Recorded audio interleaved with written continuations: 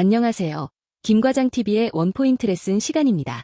여러분, 반도체 기술의 역사는 한마디로 작게 만드는 것의 역사라고 할 수 있습니다. 칩은 점점 더 작아지고 빨라지고 효율적으로 변해왔죠. 하지만 물리적 한계에 부딪히면서 우리는 이전에는 겪어보지 못한 치명적인 문제들을 마주하게 되었습니다. 그 중에서도 오늘 우리가 집중적으로 파헤쳐볼 주제는 바로 펀치스루 현상입니다.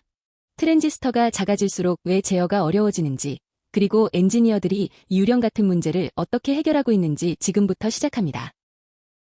본격적인 문제 분석에 앞서 트랜지스터가 원래 어떻게 작동하는지부터 알아야겠죠.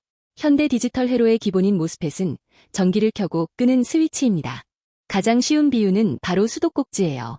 물이 들어오는 소스, 나가는 드레인, 그리고 그 사이에서 물의 양을 조절하는 손잡이인 게이트가 있죠. 손잡이를 돌려야만 물이 흐르듯 게이트에 전기 신호를 줘야만 전류가 흐르는 것. 이것이 우리가 꿈꾸는 가장 이상적인 스위치의 모습입니다. 그럼 스위치를 끈 상태를 구체적으로 볼까요? 게이트 전압이 0일 때 소스와 드레인 사이에는 전자가 단일 통로인 채널이 만들어지지 않습니다. 소스와 드레인 주변에는 전기가 통하지 않는 공피 병역이 존재하는데 이 영역들이 서로 멀리 떨어져서 각자의 자리를 지키고 있죠. 마치 수도꼭지를 꽉 잠가서 물이 한 방울도 새지 않는 것처럼 누설 전류가 거의 0에 가까운 아주 평화로운 상태입니다. 이제 스위치를 켜보겠습니다. 게이트에 문턱 전압 이상의 높은 전압을 걸면 강한 전기장이 생깁니다. 이 힘이 반도체 표면에 전자를 끌어모아 소스와 드레인을 연결하는 얇은 다리, 즉 채널을 건설합니다. 이제 소스와 드레인 사이에 전압을 주면 전자가 이 고속도로를 타고 시원하게 달려나가죠. 이처럼 게이트가 전류의 흐름을 완벽하게 통제하는 것이 핵심입니다. 자, 그런데 왜 우리는 자꾸 트랜지스터를 작게 만들려는 걸까요? 바로 무어의 법칙 때문입니다. 2년마다 집적도를 2배로 늘리겠다는 이 약속을 지키기 위해 우리는 채널 길이를 계속 줄여왔죠. 트랜지스터가 작아지면 전자가 이동할 거리가 짧아져 속도는 빨라지고 전력 소모는 줄어들며 한 장의 웨이퍼에서 더 많은 칩을 만들 수 있어 비용까지 아낄 수 있기 때문입니다. 하지만 이 소형화라는 축복이 무서운 부작용을 불러왔습니다. 채널 길이가 극단적으로 짧아지면 기존의 물리 이론들이 더 이상 맞지 않게 됩니다. 이걸 통틀어 단채널 효과라고 부르는데요. 드레인 전압이 게이트의 허락도 없이 채널 장벽을 낮춰버리는 디블 현상이나 전자의 속도가 한계에 다다르는 속도 포화 현상 등이 나타나죠. 그리고 그 중에서도 가장 심각한 문제가 바로 오늘 설명할 펀치스루입니다. 이제 이상적인 스위치의 특성이 무너지기 시작합니다. 펀치스루가 왜 생기는지 과정을 자세히 보죠. 채널이 길었을 때는 소스와 드레인의 공피 병역이 서로 남남처럼 멀리 떨어져 있었습니다. 하지만 채널이 짧아진 상태에서 드레인의 전압을 높여주면 드레인 쪽의 공피 병역이 소스 쪽을 향해 세력을 확장하기 시작합니다. 마치 두 개의 자석이 서로 가까워지다가 서로를 끌어당기기 시작하는 것과 같은 긴박한 상황이 벌어지는 거죠.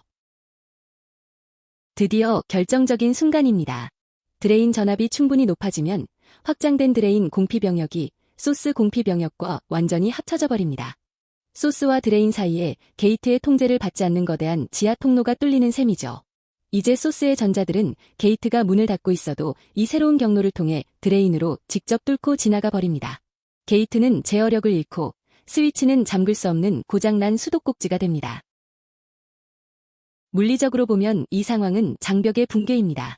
원래 트랜지스터가 꺼진 상태에서는 소스와 채널 사이에 전자가 넘기 힘든 높은 언덕, 즉 전이 장벽이 있어야 합니다. 게이트가 이 언덕의 높이를 조절하는 파수꾼이죠. 하지만 펀치스루는 드레인 전압 때문에 이 언덕이 완전히 깎여 사라진 상태를 말합니다. 장벽이 없으니 전자들은 아무런 저항 없이 폭포수처럼 쏟아져 들어오게 됩니다. 이 현상은 측정 결과에서도 뚜렷하게 나타납니다. 이상적인 소자는 전압이 일정 수준을 넘으면 전류가 포화되어 평평한 곡선을 그려야 합니다. 하지만 펀치스루가 발생하면 그래프의 기울기가 급격히 치솟으며 포화 영역이 사라져버립니다. 특히 게이트 전압이 0인 상태에서도 전류가 엄청나게 흐르는 것을 볼 수 있는데 이것이 바로 펀치스루의 명백한 증거입니다. 스위치가 고장나면 어떤 일이 벌어질까요? 우선 배터리가 광속으로 소모됩니다. 폰을 꺼두어도 내부 트랜지스터 수십억 개에서 전류가 줄줄 새기 때문이죠. 또한 0과 1을 명확히 구분하지 못해 회로에 논리 오류가 생기고 시스템의 신뢰성이 바닥으로 떨어집니다. 심지어 과도한 누설 전류가 열을 발생시켜 칩을 영구적으로 태워버릴 수도 있습니다. 펀치스루는 단순히 채널만 줄이는 방식의 발전이 끝났음을 알리는 경고입니다. 그렇다고 인류가 포기했을까요? 아니죠. 엔지니어들은 게이트의 통제력을 되찾기 위해 정교한 도핑 기술을 도입했습니다. 전류가 새는 지하 통로를 차단하기 위해 깊은 곳에 도핑 농도를 높이는 역방향 도핑을 썼고요. 소스와 드레인 주변에 고농도 방어벽을 설치해 공피 병력이 넘어오지 못하게 막는 할로 임플란트 기술도 개발했습니다. 필사적으로 드레인의 영향력을 억제하려는 노력이죠. 오늘 내용을 정리해 볼까요? 펀치스루는 채널이 짧아지면서 공피 병력이 합쳐져 게이트의 통제력을 잃는 치명적인 현상입니다.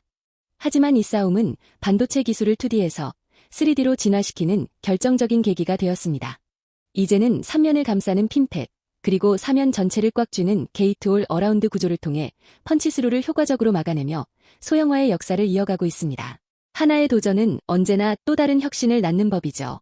오늘 레슨이 유익했다면 구독과 좋아요 부탁드립니다. 시청해주셔서 감사합니다. 지금까지 김과장TV였습니다.